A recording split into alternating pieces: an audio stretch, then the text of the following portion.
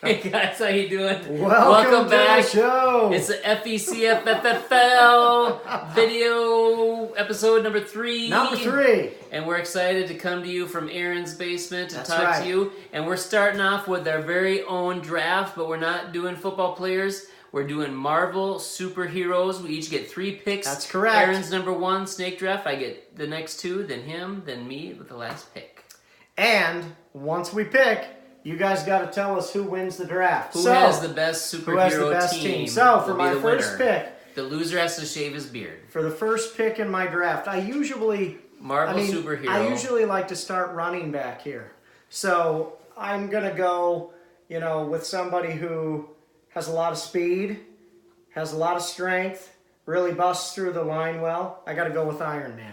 Iron Man. Mm-hmm. Of course, he would take Iron Man. Yep. Which was good for me. I don't need Iron Man. I know. I got picks back to back, and so I've got somebody better than Iron Man, but I'm going to take him in round 2. My number 1 pick, Professor X himself, Charles Xavier. Wow.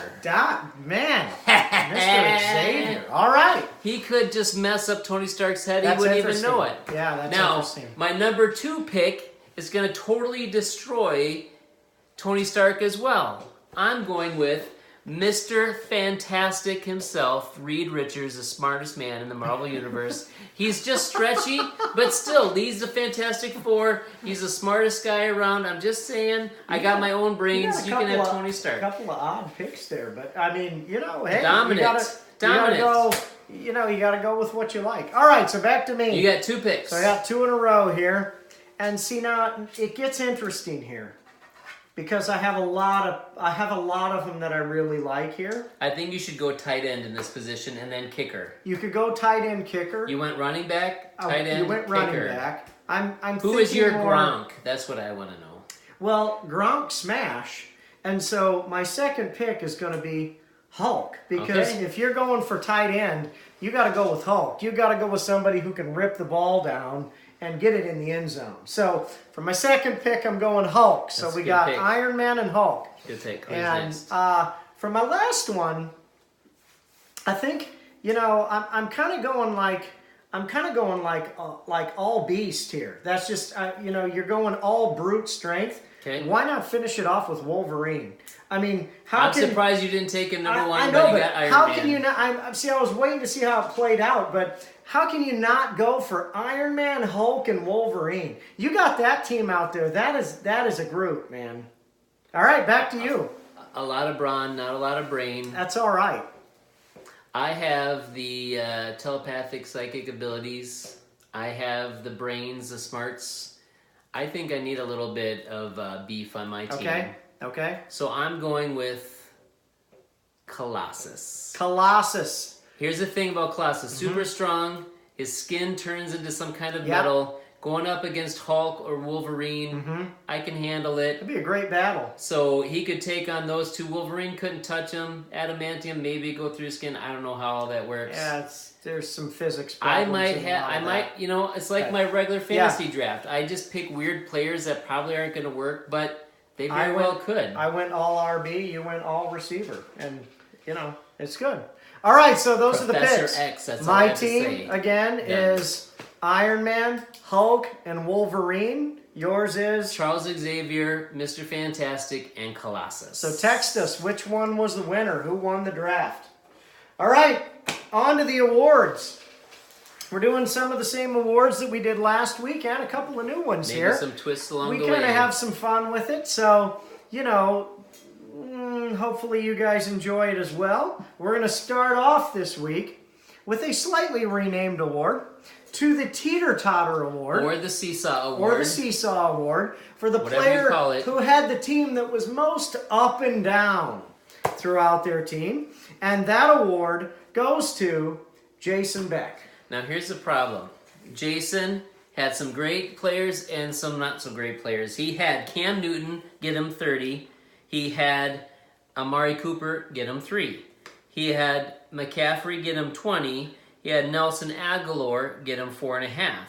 He had Kittle get him 12.5. He got Wilkins with 3, and then he had Antonio Brown with 14. So there's like this and like this and like this and like this and like this. And unfortunately, he's playing me. Well, fortunate for him, unfortunate for me. Yeah. He beat me. And he Good still job, won, Jason. even with all the up and down. I should not have invited you, or Andy, or nobody should have invited you to the league, because maybe I would have won if there's a different owner. I don't know. Yes, if there was a blank in that position, you would have won. Let's move on, because I lost. Anyway, Okay. The next award is Waiver Pickup of the Week. And this goes to none other than Strikers himself, Jeremy Strike. He picked up Fitzmagic, the most magical player in the NFL. And he got a ton of points. I think Fitzpatrick got 27 points. And here's the thing about Jeremy. He's so good. His team is undefeated. He gets waiver pickup of the week. He gets 27 points from the waivers. But Jeremy didn't even need to start the guy. He still won anyway. Didn't even need him. Fitzpatrick's been good this year. He's been a good... I think he's going to continue to have some value in the league. I've heard that he's even going to continue to start, even though Winston is going to be coming back, which makes sense because I honestly haven't been that impressed with Winston. Winston stinks, I've seen him. and he's got a bad attitude. Plus, the team loves him. You saw Fitzpatrick's press conference ensemble last week. That was pretty impressive. Yeah, when he dressed up like D-Jax. Yeah, right. All right, the next award, moving it right along, is the Kicker of the Week. The boom boom. No. The Kicker of the Week goes to... Kicker of the Week.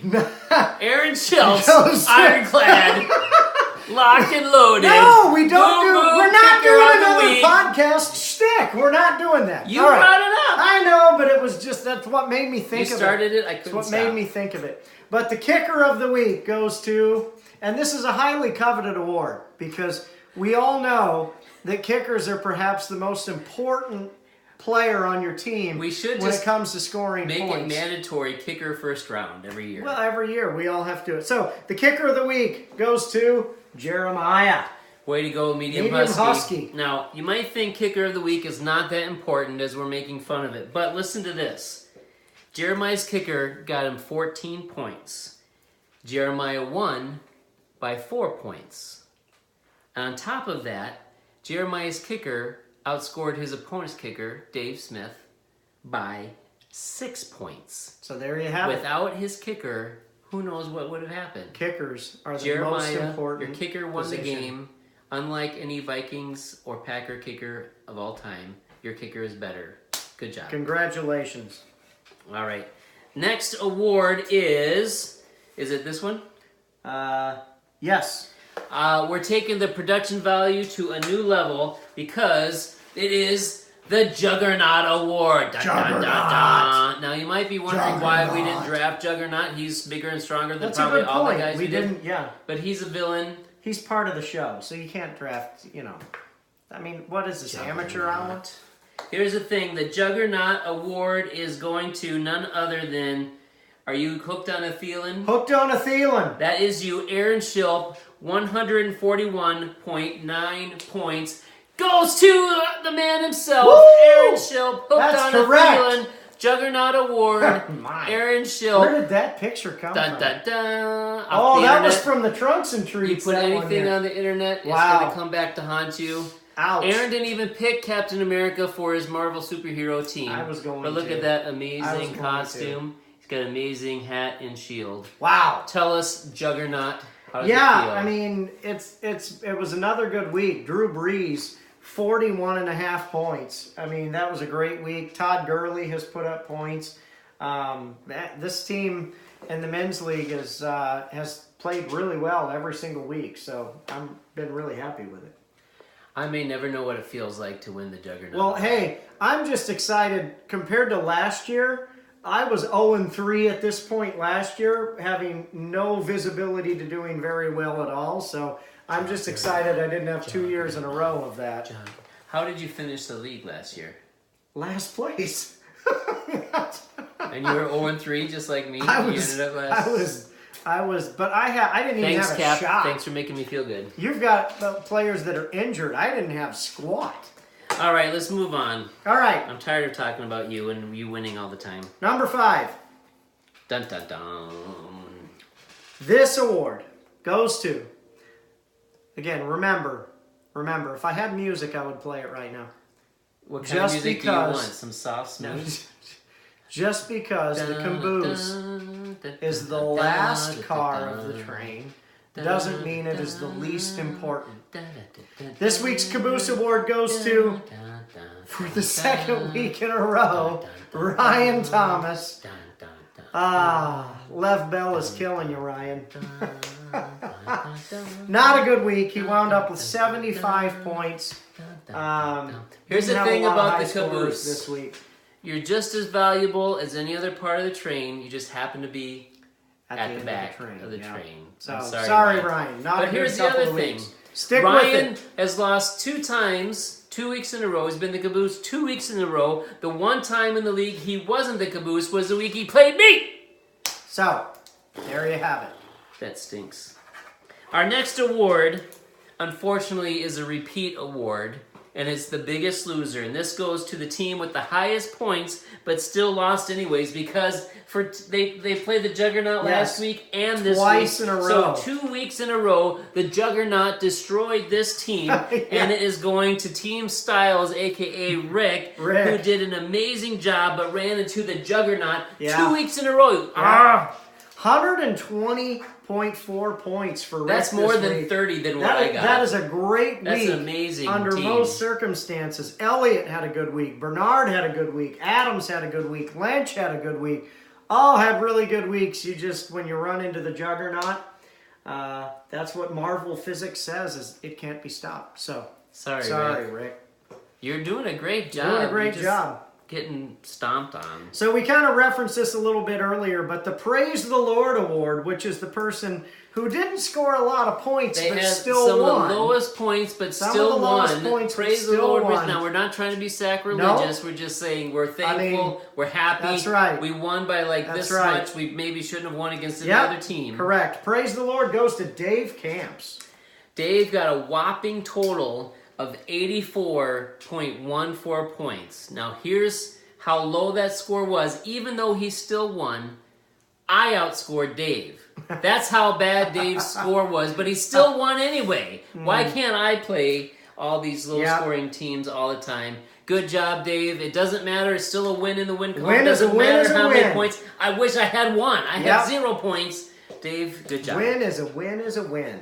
Our next award goes to Manager of the Week, Owner of the Week, Coach of the Week, however you want to say it, because you started all of your best players. You couldn't have hardly done any better than what you did. You got as many points out of your team as possible. This owner just didn't happen to win, but still, Manager of the Week. We should start calling that the Lombardi Award.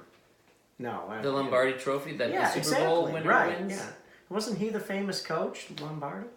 But it's in the NFL. I know. All right, carry on. My wayward son.